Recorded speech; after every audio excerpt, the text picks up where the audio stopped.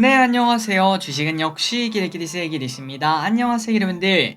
이번 주에는 정말 변수가 많은 이벤트가 많습니다. 그러다 보니까 증시가 오늘 또 힘이 없는 모습을 나타냈는데, 하지만 이 하락이 그렇게 길지만은 않겠죠. 이번 주에 저점을 찍고 올라가길 바라며 오늘의 경제 소식 빠르게 보도록 하겠습니다. 같이 공부하시죠. 렛츠 기릿!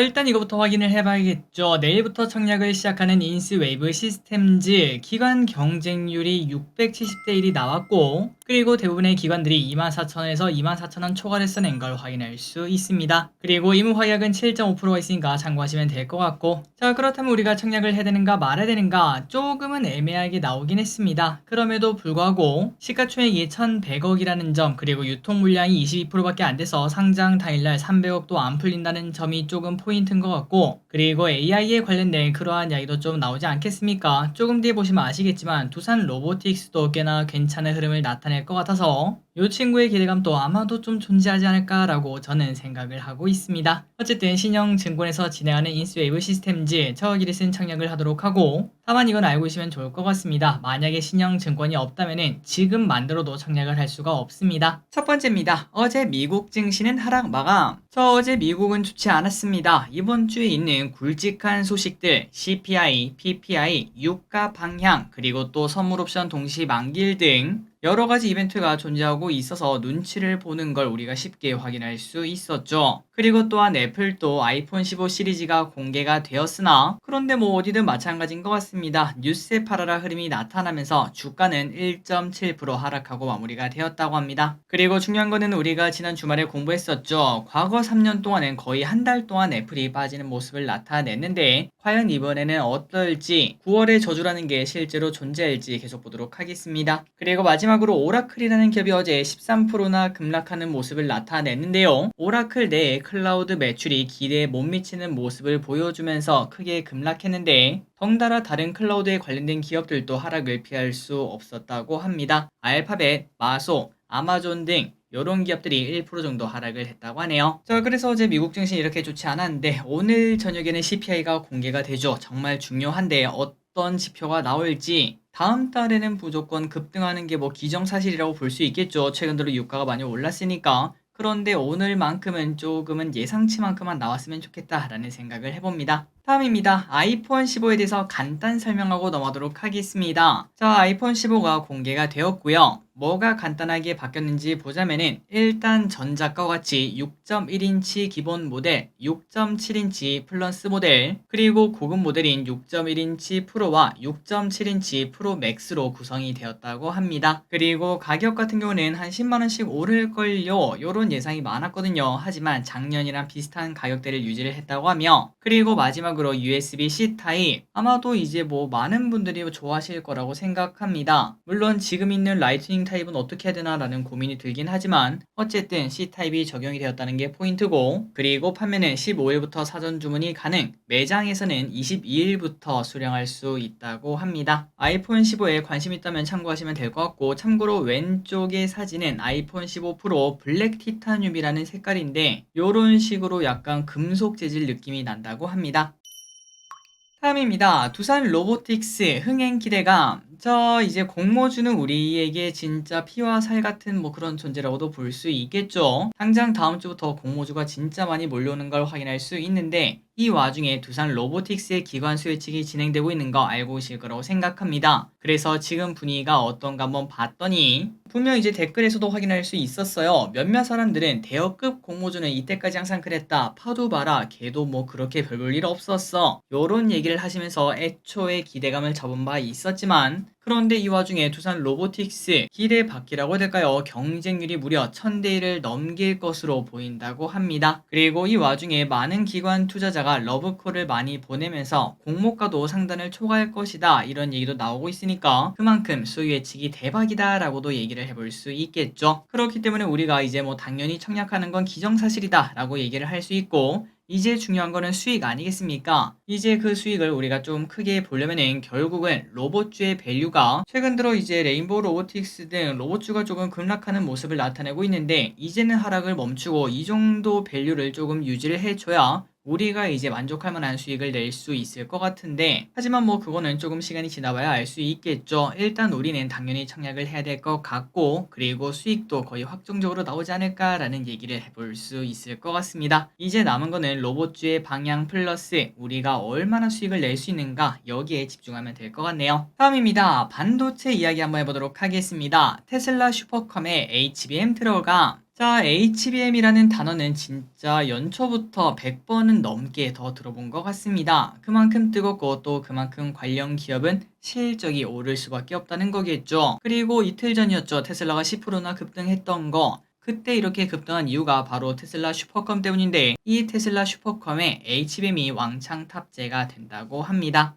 그리고 중요한 거는 이 컴퓨터가 가면 갈수록 발전하지 않겠습니까? 그러면 그럴수록 HBM 수요 구조가 늘어날 수밖에 없는 그런 구조라, 결국은 반도체 업계에게는 당연히 호재라고도 말을 할 수가 있다고 하네요. 그리고 이는 테슬라뿐만이 아닙니다. 구글, 아마존 등이 AI 반도체를 개발하고 있고, 결국 이 모든 것들은 HBM의 이제 잠재적 수요다라고도 말을 할 수 있기 때문에, 아마도 이제 이러한 뉴스를 보고 있는 삼성과 하이닉스는 웃고 있을 것이다, 이런 얘기를 해볼 수 있습니다. 내년 삼성과 하이닉스의 주가가 기대가 되네요. 다음입니다. 삼성전자 모바일 메모리 가격 인상. 자, 정말 매우 중요한 소식이라고 볼 수 있겠죠. 반도체는 뭐 계속 지금 이 순간에도 팔리고 있습니다. 그런데 여기서 가장 중요한 건 가격이겠죠. 그렇다면 가격이 오른다는 이유가 뭘까요? 맞습니다. 수요가 증가하고 있기 때문에 이렇게 조금 비싸게 불러도 다들 사간다는 의미가 됩니다. 그래서 갑자기 이러한 얘기를 왜 하나 봤더니, 바로 오늘 삼성전자가 모바일용 메모리 반도체 가격을 10%에서 20% 정도 인상했다, 이런 소식이 나오면서 반도체 관련주가 좋은 흐름을 나타냈습니다. 삼성과 하이닉스 등이 장 초반부터 좋은 흐름을 나타냈다가 마지막에는 조금 실망스럽긴 했지만, 그럼에도 어쨌든 빨간불을 켜는 걸 확인할 수 있었죠. 그리고 트렌드포스에 따르면 내년 4분기에는 지금 이제 모바일 반도체 가격보다 50%는 더 오를 것이다, 이렇게 전망을 한다고 하니까 이건 뭐 당연히 호재다, 내년까지 쭉쭉 들고 가봐야겠다라는 이야기 해볼 수 있습니다. 그런데 여기서 우리가 이렇게 말할 수 있습니다. 한이길이 근데 주식은 뭐 선반영이라며,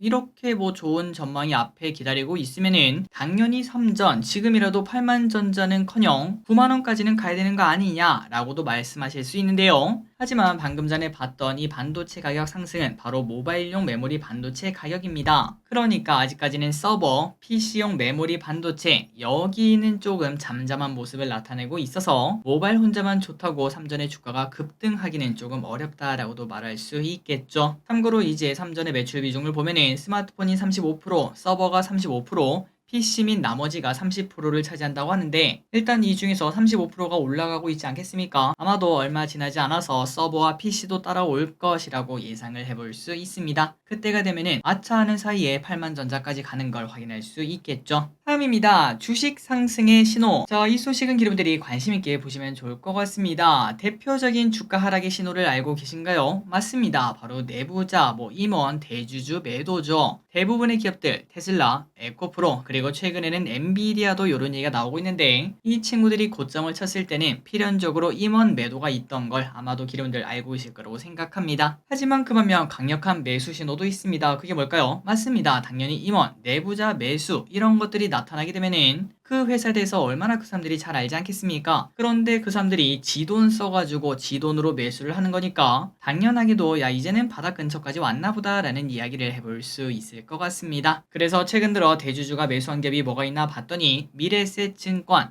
DL, 휠라홀딩스, 한미반도체, 대웅제약, 요런 기업들이 있다고 하고요. 그리고 위 기업들의 공통점은 주가가 장기간 하락하고 최근 바닥을 다지고 있다는 게 포인트라고 합니다. 그러니까 이거랑 반대겠죠. 주가 하락의 신호가 뭐라고요? 맞습니다. 내부자 매도. 그리고 이건 언제 나올까요? 당연하게도 주가가 이렇게 막 고공행진하고 있을 때 그때 나오는 게 당연하다고 볼 수 있습니다. 그런데 그 반면 이렇게 임원 매수가 나타나는 거는 대부분은 완전 딱 반대죠. 이제는 바닥권에 깔려서 더 이상 하락하기 힘들 때 이렇게 나타나기 때문에 당연히 여러분들이 공부하실 필요가 있을 것 같습니다. 그리고 여기서 한 가지 특이한 게 있는데요. 바로 한미반도체입니다. 왼쪽에 보다시피 얘는 임원 매도가 나와도 이상하지 않을 것 같다 라는 생각이 들 만큼 주가가 많이 급등했는데, 그럼에도 불구하고 대주주가 70억이나 여기 위에 있죠. 한 5만원 위에서 이 정도 라인에서 매수를 했다고 합니다. 그러다 보니까 야 이거 한미반도체 더 가는 거 아니냐, 무슨 호재 있는 거 아니냐, 요런 얘기가 조금씩 나오고 있다고 하네요. 그렇기 때문에 여러분들 이런 기업들 한번 공부를 해보시면 좋을 것 같고, 다만 항상 말씀드리는 거는 100%는 없습니다. 100% 확률로 돈을 얻는 방법이 있으면 전부 다 그걸 하고 있겠죠. 그렇기 때문에 당연히 없다는 거 생각해 보시고, 설령 대주주가 매도하더라도 계속 올라가는 기업이 있는 반면, 그 반대로 대주주가 매수를 하더라도 계속 떨어지는 그러한 기업이 있을 수 있다는 거 체크하시면 될 것 같습니다. 다음입니다. 엔비디아 이야기 해보도록 하겠습니다. 엔비디아 더 간다. 최근 엔비디아의 주가 흐름이 애매하고 이제는 하락한다는 뷰가 슬슬 나오고 있는 와중에 BOA는 650달러까지 상승할 것, 요렇게 말을 했다고 합니다. 그렇다면 BOA가 왜 이러나 봤더니 AI 부분의 파이프라인이 여전히 과소평가되어 있다고 판단하고, 앞으로 엔비디아는 44%는 더 오를 것이다, 이렇게 예상을 한다고 하네요. 자, 과연 엔비디아 더 상승할 수 있을지, 최근 들어 조금은 올라가는데 제동이 걸리고 있는데, 저 길이는 일단 4대6 정도로 아마도 마지막 불꽃은 있지 않을까라고 조금 더 생각하고 있는데, 과연 어떤 결과가 나올지, 엔비디아 다시 500달러 넘겨서 갈 수 있을지 보도록 하겠습니다. 다음입니다. 현대차 노사 극적 합의. 자, 극적으로 노사가 합의를 했다고 합니다. 그래서 오늘 현대차 주가가 1.6%나 상승하는 모습 나타내고 있고요. 그렇다면 어떤 결과가 나왔나 그냥 쓱 보자면은 기본급 11만원, 성과금 400%에 1,050만원, 주식 15개, 그리고 상품권 25만원, 이런 것들이 포함이 되어 있다고 합니다. 그리고 경력금 또 250만원과 사업 목표 달성 경력금 100%도 지급을 한다고 하네요. 그나저나 이런 걸 봤을 때 이런 부분 때문에 노조가 있는 거구나 라는 생각은 해볼 수 있을 것 같습니다. 만약에 노조가 없었더라면 노동자 입장에서 봤을 때 이 정도까지 받아내기는 당연히 힘들 거다라고도 얘기를 해볼 수 있겠죠. 어쨌든 이렇게 극적 합의했고 주가가 올라서 다행입니다. 다음입니다. 이거는 매우 큰 호재가 될 것 같은데요. 국민연금이 연금 개혁으로 인해 향후 5년간 국내 주식을 총 60조 정도를 매수할 것으로 보인다고 합니다. 그 말인즉슨 연평균 10조라는 돈이 투입이 된다는 거고, 이거는 당연히 절대 적은 돈이 아니겠죠. 자, 참고로 최근 3개월간 연기금이 2.5조 원을 코스피에서 매도를 했는데, 만약에 이 돈이 연평균 10조니까 3개월 동안 2.5조 매수 아니겠습니까? 만약에 이게 2.5조로 바뀌었다면은 지금 코스피는 충분히 2,800을 터치하고도 남았다라는 얘기를 해볼 수 있습니다. 자, 그래서 이제 물론 아직까지 확정은 아니겠지만 내년부터 연기금의 매수가 크게 들어온다면은 연기금의 매동이 매우 중요해질 걸 예상을 해볼 수 있고, 외국인급의 파워를 가질 거라는 것도 우리가 생각해 볼 수 있습니다. 여러분들이 아시다시피 저기를 쓴 연기금의 매동을 매우 중요시 하는데 앞으로는 더 큰 의미를 가질 것 같습니다. 다음입니다. 차례 안 지낼게요. 이번 추석 연휴 사람들의 계획은 뭘까요? 일단 차례에 대한 반응이 특별한 걸 확인할 수 있었습니다. 40%는 차례를 지낼 것이다 라고 답한 반면 무려 60%는 차례를 우리는 안 지냅니다, 이렇게 말을 하며 차례를 이제는 안 지내는 가구가 더 많아지는 걸 확인할 수 있죠. 자, 그렇다면 이제 이 6일 동안의 연휴죠. 그렇다면 그 시간에 뭐 하나 봤더니 집콕 휴식이 가장 많았고, 그리고 국내 여행, 해외 여행 순으로 답변이 나왔다고 합니다. 그리고 그 안에서 집콕이 압도적으로 많았다고 하니까 그냥 별다른 계획 없음이라고도 볼 수 있겠죠. 자, 그나저나 이게 좀 특이했습니다. 차례를 지내는 집이 그렇게 많지 않다는 거. 개인적으로 여러분들은 어떤지 조금 궁금하고, 그리고 참고로 저 길이 또 2년 전부터인가 그때부터는 차례를 지내지 않고 있습니다. 다음입니다. 나이키 남아돈다. 자, 코로나 때도 잘 버티면서 쭉쭉쭉 상승했던 나이키가 올해는 벌써 18%가 넘게 하락했고, 왼쪽의 차트 보다시피 이걸 뭐라고요? 맞습니다. 떨어지는 칼날, 건들면 안 되겠죠. 그렇다면 이제 이 친구가 이렇게 안 좋은 이유가 뭔가 봤더니 실적 악화라고 하는데, 왜 실적이 안 좋아졌는지 빠르게 보도록 하겠습니다. 자, 나이키가 가장 많이 팔리는 나라는 당연히 미국입니다. 그리고 2등이 바로 중국이라고 하는데, 하지만 중국이 작년 말부터 뭐 코로나니 뭐니 봉쇄니 뭐니, 그리고 올해 딱 왔더니 경기 침체가 뭐니, 요런 얘기가 쏟아지면서 중국의 상태가 완전 메롱인 걸 확인할 수 있죠. 그러자 나이키의 실적이 나빠질 수밖에 없고,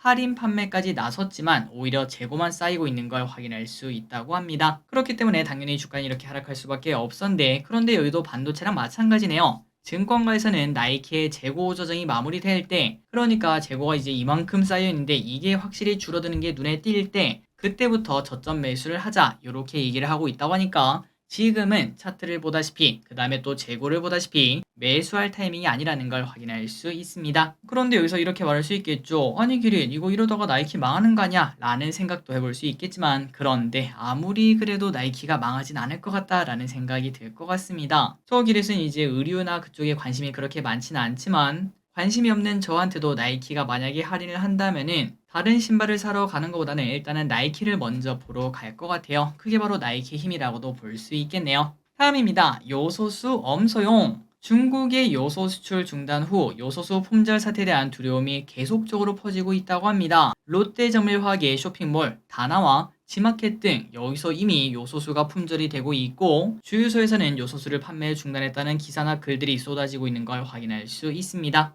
그래서 제가 한번 직접 찾아보니까 그렇게 뭐 많지는 않았습니다. 품절이나 판매 중단을 찾기는 어려웠어요. 그리고 실제로 피넷에 의하면은 전국 주유소 중 3%만 요소수 제공가 없기 때문에 아직까지는 구하는데 당연히 어려움이 없다고 합니다. 그런데 모든 거는 또 불안감 아니겠습니까? 그래서 이러한 불안감이 커지면 커질수록 누군가는 또 사재 얘기를 할 수밖에 없고, 그러다 보면은 품절 이야기가 갈수록 많아질 수밖에 없겠죠. 그러다 보니까 정부에서는 이러한 불안감을 조금은 낮추고자 차량용 요소 재고량이 61분 이상 재고가 있다고 하며, 그리고 이번 달에는 또 추가 수입을 할 거니까 걱정하지 말라, 이렇게 계속 말을 하고 있다고 합니다. 다음입니다. 유가가 고공행진 중. 자, 국제 유가가 계속 올라가고 있습니다. 이 부분은 우리가 계속적으로 매일매일 보고 있는 부분이죠. 이번에 또 오펙 보고서가 발표가 되었는데 원유 공급 부족이 이어질 것이다, 이런 분석이 나오며 WTI는 어제 1.8%나 급등하고 마무리가 되었습니다. 참고로 이렇게 유가가 급등하게 된 거는 지난주였죠. 사우디와 러시아가 연말까지 자발적 감산을 연장하겠다, 이런 얘기를 했기 때문에 유가가 급등하기 시작했고, 그리고 또 이 와중에 오펙 회원국인 리비아가 대홍수로 인해 수출이 일시 중단될 수 있다, 이런 전망이 나오면서 공급 부족 우려가 부각되는 걸 확인할 수 있습니다. 자, 그래서 이런 소식이 나오면서 이제 전 세계 증시가 살짝 조정을 받았고, 그때 뭐가 올랐죠? 맞습니다. 유가 상승과 관련된 기업들이 올랐죠. 그래서 오늘 우리나라에서는 에소엘, GS, 흥구석유 등 이러한 기업이 오르는 걸 확인할 수 있었습니다. 그래서 이제 기름분들이 참고하시면 될 것 같습니다. 이런 식으로 유가 때문에 증시가 빠지면 유가 관련주가 인버스적 성격을 한다는 거 체크하시면 될 것 같고, 다만 이제 만약에 증시가 다시 올라가게 된다면 어떻게 될까요? 맞습니다. 인버스를 했던 애들은 당연히 떨어지는 게 인지상정이다 라고도 볼 수 있겠죠. 그렇기 때문에 만약에 투자를 한다면 절대 방망이 길게 잡으면 안 된다는 거 잊지 마시기 바랍니다. 다음입니다. 유럽 재생에너지 사용 비중 확대. 유럽에서 재생에너지 지침 개정안이 통과되었습니다. 개정안에 따르면 30년까지 역내 재생에너지 비중을 42.5%까지 확대하는 건데요. 기존 목표치인 32%보다 크게 상향한 걸 확인할 수 있습니다. 그리고 목표 달성을 위해 재생에너지 발전 시설 건립에 필요한 심사 기간을 단축하기로 했고, 또한 탄소 배출량을 줄이는 내용도 포함이 되었다고 하네요. 그리고 여기서 우리나라 입장에서 중요한 게 이겁니다. 원자력 기반 수소도 재생에너지로 인정할 거냐, 여기에 대한 논의가 활발했는데 제한적으로 인정하기로 했다고 합니다. 그러다 보니까 프랑스 등 일부 국가에서 원자력을 조금 더 활용할 수 있지 않겠나, 이런 기대감은 나온다고 하네요. 그나저나 요즘 재생에너지에 관련된 기업을 공부 안 한 지가 진짜 오래된 것 같습니다. 한번 시간 내서 공부해 보도록 하겠습니다. 다음입니다. IEA 화석연료 끝이 보인다. 국제에너지기구 IEA에서 20년대 중반에 석유, 천연가스, 석탄 등 화석연료 수요가 정점을 찍고 내려올 것, 이렇게 발표를 했습니다. 그런데 뭔가 이상하긴 하죠. 20년대 중반이면은 뭐야, 야 지금부터 하냐 라는 생각이 드는데요. 진짜 말 그대로 당장 코앞이라고 볼 수 있는데, 그런데 중요한 거는 작년까지만 하더라도 IEA는 30년쯤 정점에 달할 것이다, 이렇게 얘기를 했는데, 그런데 그 시점이 확실하게 앞당겨진 걸 확인할 수 있습니다. 그리고 이렇게 전망이 달라진 거는 최근 들어 전력 생산에서 신재생 에너지 비중이 급격하게 늘어나게 되면서 이제는 몇 년 남지 않았다, 화석연료의 종말이 다가오고 있다, 이러한 전망이 힘이 실리고 있는 걸 확인할 수 있다고 합니다. 다음입니다. 폐배터리 시장 이야기 오랜만에 한번 보도록 하겠습니다. 자, 확실히 요즘 길에서 전기차가 많이 늘었습니다. 한 1분에 한 대, 30초에 한 대면 볼 수 있겠죠. 그리고 중요한 거는 앞으로 당연히 더 커진다고 볼 수 있는데, 여기서 포인트는 바로 그 수많은 배터리들 나중에 시간 지나면 못 쓰는 게 많다라고도 말을 할 수 있습니다. 그렇다면 그거를 당연히 재활용해야 되는데 그 시장이 바로 폐배터리 시장이겠죠. 그리고 여기서 포인트는 전기차가 활발히 팔리기 시작한 게 18년부터 19년인데 일반적인 자동차 교체 주기를 계산하면 25년부터는 폐배터리 물량이 쏟아질 것을 우리가 쉽게 예상을 해볼 수 있습니다. 그 말인즉슨 항상 이제 모든 거는 선반영 아니겠습니까? 내년부터는 폐배터리 무조건 공부해야 된다라고도 말할 수 있겠죠. 자, 그렇다면 폐배터리 시장의 장점이 뭘까요? 맞습니다. 미국의 IRA 그리고 유럽의 CRMA 등에서도 대처가 가능하다는 게 포인트고 광산보다 조달 비용을 줄일 수 있다는 점, 경제성도 높이는 게 매우 큰 장점이라고 볼 수 있습니다. 그리고 요즘 들어서는 광물 패권 이런 단어가 많이 나오지 않겠습니까? 거기서도 자유로워질 수 있기 때문에 당연히 폐배터리의 가치는 갈수록 높아진다라고도 얘기를 해볼 수 있겠죠. 자, 그렇다면 지금 폐배터리 시장을 장악한 곳이 어딘가 봤더니 한국, 중국, 일본 이렇게 세 나라입니다. 그런데 여기서 중국은 LFP 배터리 위주이기 때문에 광물 종류가 좀 제한적이고 그 반면 일본은 고도의 기술이 가지고 있긴 하지만 전기차 시장이 매우 작죠. 거기는 하이브리드 천국인 걸 확인할 수 있습니다. 그러다 보니까 딱 그 중간에 있는 한국, 전기차 시장도 크게 가지고 있고 그 다음에 또 배터리도 다양하게 가지고 있는 한국이 충분히 먼저 선두주자로 달려갈 수 있지 않겠냐라는 이야기가 나온다고 합니다. 꼭꼭꼭 우리나라 기업이 좋은 흐름 나타냈으면 좋겠네요. 마지막입니다. 이거는 뭐 좋은 소식이죠. 비구이 위안 우리 파산 안 해요. 자, 지난번 비구이 위안의 달러 채권 2개 이자를 유예기간 직전에 지급하면서 한숨 돌렸다는 소식 봤습니다. 그런데 이번에는 두 숨을 돌린 걸 확인할 수 있습니다. 자, 최근 비구이 위안은 채권 8종의 상환 기한 연기 투표를 진행했고 이 중 6개에 대해서 3년을 연장하기로 결정했다고 합니다. 그리고 남은 2종은 어떻게 됐나 봤더니 투표가 연기된 걸 확인할 수 있다고 하네요. 그래서 이런 걸 봤을 때 디폴트에 대한 우려가 매우 완화가 되었고 그러다 보니까 어제는 장중 5%나 급등하는 뭐 그런 모습도 나타냈다고 합니다. 그래서 우리가 이런 걸 봤을 때 중국에서 나온 악재는 중국 내부에서 어떻게든 알아서 해결하는구나 라는 걸 느낄 수 있고 혹시나 다음에 또 중국 때문에 한 4, 5% 정도 증시가 조정받으면은 그때는 매수 타이밍이구나 라는 걸 한 번 더 생각해 볼 수 있을 것 같습니다. 과거 홍다 때도 그랬고 이번에 또 비구이 위안 때도 그랬죠. 자, 오늘의 공부 여기까지 끝났습니다. 항상 이렇게 같이 공부해 주셔서 진심으로 감사합니다. 지금까지 기리셨습니다. 빠이요.